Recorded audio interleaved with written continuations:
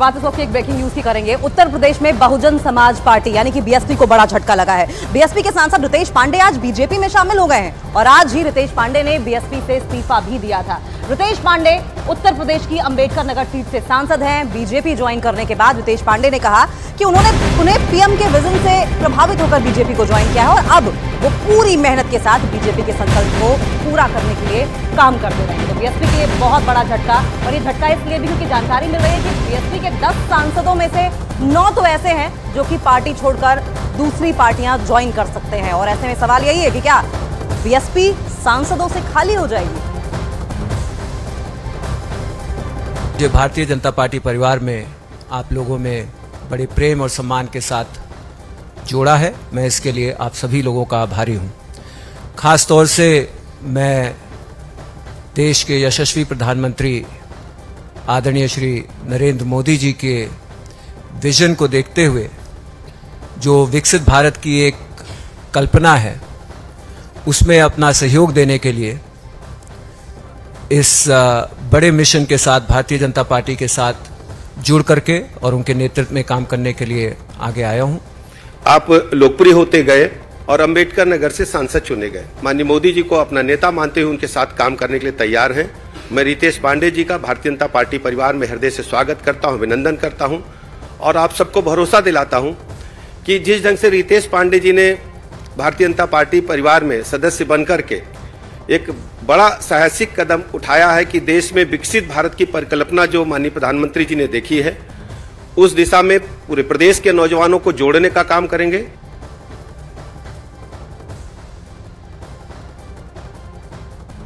तो बीएसपी को बड़ा झटका है और बीजेपी का कुनबा यहां पर बढ़ रहा है, लेकिन बीएसपी में बगावत की खबरों के बीच मायावती ने अपने इस सांसदों पर बड़ा हमला किया है। सोशल मीडिया प्लेटफॉर्म एक्स पर मायावती ने लिखा है कि अपने स्वार्थ में सांसद इधर उधर भटकते नजर आ रहे हैं और चर्चाओं में मायावती ने कहा इससे पार्टी को कोई फर्क नहीं पड़ेगा।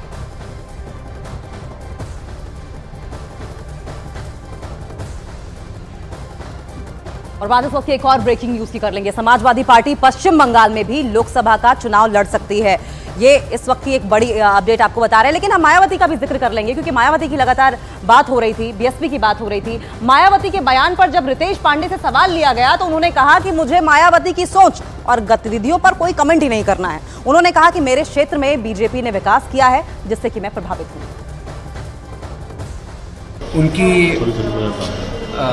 सोच पर और उनकी गतिविधियों पर मुझे कुछ कमेंट नहीं करना है।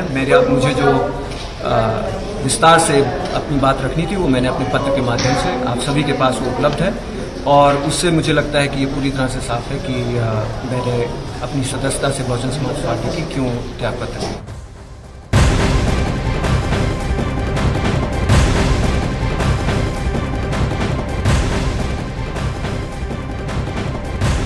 और इस वक्त की एक और बड़ी खबर आपको बता दें, समाजवादी पार्टी पश्चिम बंगाल में भी लोकसभा का चुनाव लड़ सकती है। खबर यह है कि पश्चिम बंगाल में टीएमसी समाजवादी पार्टी को एक सीट दे सकती है और बदले में समाजवादी पार्टी टीएमसी को उत्तर प्रदेश में एक लोकसभा सीट दे सकती है। इस तरीके की खबरें लगातार चल रही हैं कि उत्तर प्रदेश में एक सीट टीएमसी को मिल सकती है और बंगाल में भी, पश्चिम बंगाल में टीएमसी समाजवादी पार्टी को एक सीट दे सकती है।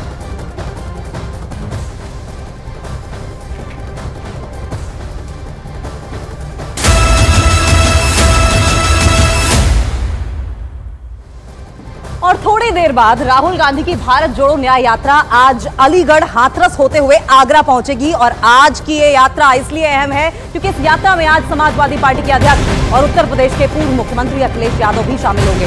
इससे पहले मुरादाबाद में राहुल गांधी के साथ भारत जोड़ो न्याय यात्रा में कांग्रेस की प्रियंका गांधी शामिल हुई थी।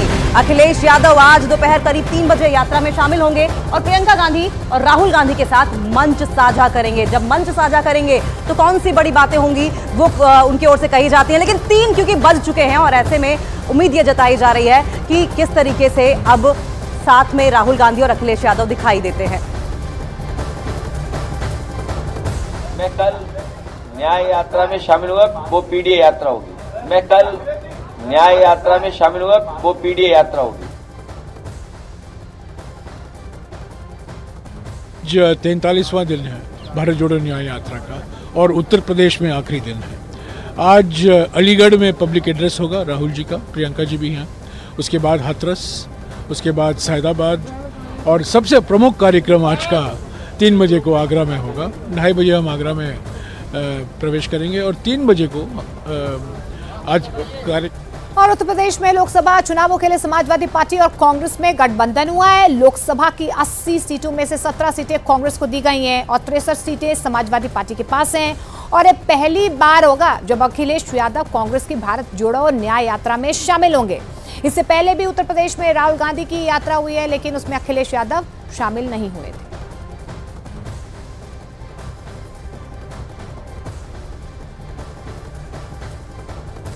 तो देखिए 2 तस्वीरें आप देख पा रहे हैं। आज आगरा पहुंच सकती है यात्रा, इसके बाद राजस्थान में प्रवेश करेगी, लेकिन उससे पहले यही है।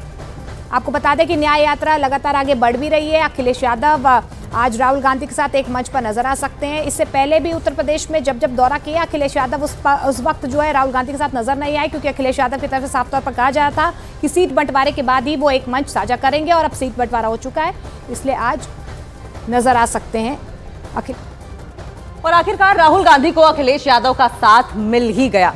इंफॉर्मेशन वॉल के जरिए समझाएंगे कि आगे क्या डायनामिक्स बनेंगे दोनों के बीच में। कांग्रेस को उम्मीद थी कि अखिलेश पहले ही राहुल की यात्रा में शामिल होंगे, लेकिन समाजवादी पार्टी की मांग यह थी कि पहले लोकसभा सीट फाइनल हो तब अखिलेश यादव यात्रा में शामिल होंगे।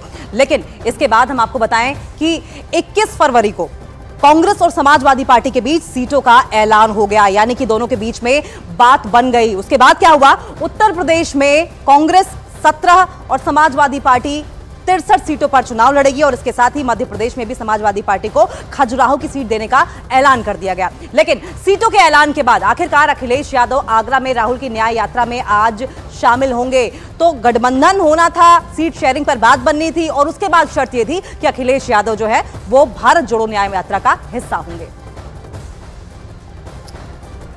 तो देखिए अब आपको बताते हैं कि फिलहाल इंडी गठबंधन में क्या क्या स्थिति है। उत्तर प्रदेश में किस तरीके से कांग्रेस और समाजवादी पार्टी के बीच समझौता हुआ है, क्योंकि उत्तर प्रदेश में 80 लोकसभा सीटें हैं, उनमें से 17 सीटें कांग्रेस को दी गई हैं। समाजवादी पार्टी जो है वो 63 सीटों पर चुनावी मैदान में लड़ने जा रही है। न्याय यात्रा भी चल रही है, आज दोनों मंच भी साझा करेंगे।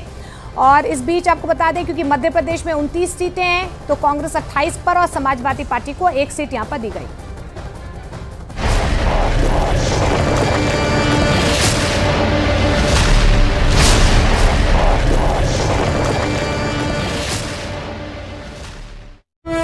अनंत अंबानी और राधिका मर्चेंट के प्री वेडिंग सेरेमनी में शामिल होंगी। ऐसे में आइए उस शहर के बारे में गहराई से जानते हैं जिसे धीरू भाई अंबानी ने एक अंतर्राष्ट्रीय और अनोखी पहचान दी।